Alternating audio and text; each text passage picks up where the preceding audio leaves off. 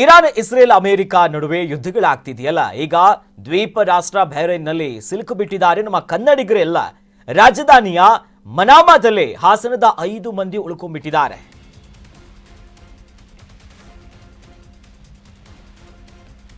Iran Israel America ನಡುವೆ ಯುದ್ಧ ಬೇರೆ ಬೇರೆ ಸ್ವರೂಪ ಪಡ್ಕೊಳ್ತಾ ಇದೆ. ದ್ವೀಪ ರಾಷ್ಟ್ರ ಆಗಿರುವಂತಹ ಬಹ್ರೈನ್ನಲ್ಲಿ ಕನ್ನಡಿಗರು ಸಿಲುಕೊಂಡಿದ್ದಾರೆ. ಅಲ್ಲಿನ ರಾಜಧಾನಿ ಮನಮಾದಲ್ಲಿ ಹಾಸನದ 5 ಮಂದಿ ಇದ್ದಾರೆ. ಹಾಸನದ ಬೇಲೂರು ತಾಲೂಕಿನ ಅಂಗಡಿಹಳ್ಳಿಯ 5 ಸಿಲುಕು ಬಿಟ್ಟಿದ್ದಾರೆ. ಪಂಜು, ಜಮುನಾ, ಸುರೇಂದ್ರ ಪ್ರಸಾದ್, ಇನ್ನು ರತೀಶ್. ಮೈಸೂರು ಮೂಲದ ನೇತ್ರಾವತಿ ಅನ್ನೋರು ಕೂಡ ಸಿಲುಕು ಬಿಟ್ಟಿದ್ದಾರೆ. ಇವರಿದ್ದಂತ ಕಟ್ಟಡದ ಪಕ್ಕದಲ್ಲೇ ಬಾಂಬ್ ಬ್ಲಾಸ್ಟ್ ಆಗ್ಬಿಟ್ಟಿದೆ. ತಮ್ಮವರ ಬಗ್ಗೆ ಆತಂಕವನ್ನ ಈಗ ಸಂಬಂಧಿಕರು ಹೊರಗಾಗ್ತಿದ್ದಾರೆ. ಮುಂದೆ ಹೇಗೆ ಅಂತ ರಾಜ್ಯದ ನಾನಾ ಜನರಲ್ಲಿ ಹೋಗಿದ್ರು, ಪ್ರವಾಸ, ಉದ್ಯೋಗ, ವಿದ್ಯಾಭ್ಯಾಸ, ಹೀಗೆ ಅನೇಕ ಕಾರಣಗಳಿಂದ ಸದ್ಯ ಈಗ ಹಾಸನದ ಮೂಲದವರು ಕೂಡ ಸಿಲುಕೊಂಡಿದ್ದಾರೆ. ಪಕ್ಕದಲ್ಲೇ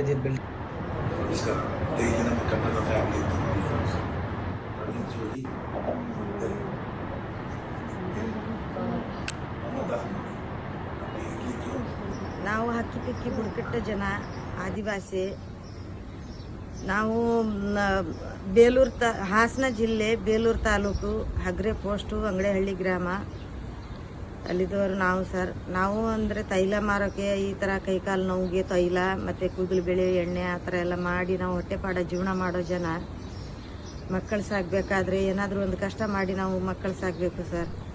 ಈ ಥರ ಎಲ್ಲ ಸಾಲ ಸಪ್ಟಿ ಎಲ್ಲ ಮಾಡಿಕೊಂಡು ಹಿಂಗಾದ್ರೂ ಈ ದೇಶದ ಮೇಲೆ ಹೋಗಿ ಒಂದು ಜೀವನ ಮಾಡಿದ್ರೆ.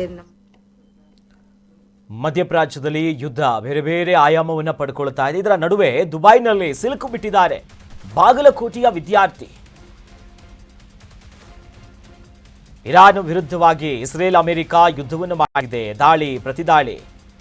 ಈ ಸಂದರ್ಭದಲ್ಲಿ ದುಬೈನಲ್ಲಿ ಬಾಗಲಕೋಟೆಯ ವಿದ್ಯಾರ್ಥಿ, ದುಬೈನಲ್ಲಿ MBA ಓದ್ತಿರುವಂತ ಧ್ರುವ ಅನ್ನುವುದಾಗಿ ದುಬೈನ ಮಿಡಲೆಕ್ಸ್ ಯೂನಿವರ್ಸಿಟಿಯಲ್ಲಿ ಓದ್ತಾ ಇರ್ತಾರೆ. 6 ತಿಂಗಳಿನಿಂದ ದುಬೈನಲ್ಲಿ ಧ್ರುವ ಹೋಕ್ರಾನಿ ಅಂತ ಇವ್ರ ಹೆಸರು.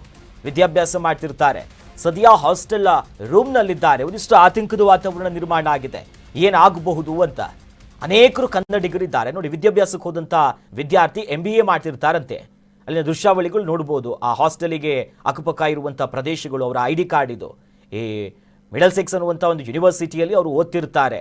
ಧ್ರುವ್ ಸಂತೋಷ ಅನ್ನೋದಾಗಿ ಇವ್ರ ಹೆಸರು. ಮಾಸ್ಟರ್ ಆಫ್ ಬಿಸ್ನೆಸ್ ಅನ್ನ ಮಾಡ್ತಿರ್ತಾರೆ ನೋಡಿ. ಬಟ್ ಈಗ ಅಲ್ಲಿ ಸಿಲುಕು ಬಿಟ್ಟಿದ್ದಾರೆ, ಹಾಸ್ಟೆಲ್ನಲ್ಲಿ ಉಳ್ಕೊಂಡಿದ್ದಾರಂತೆ. ಬಟ್ ಸಾಕಷ್ಟು ಆತಂಕವನ್ನು ಅವರ ಮನೆಯವರು ಎಲ್ಲರೂ ಕೂಡ ಹೊರಗಾಗ್ತಿದ್ದಾರೆ. ಮುಂದೆ ಏನು ಅಂತ.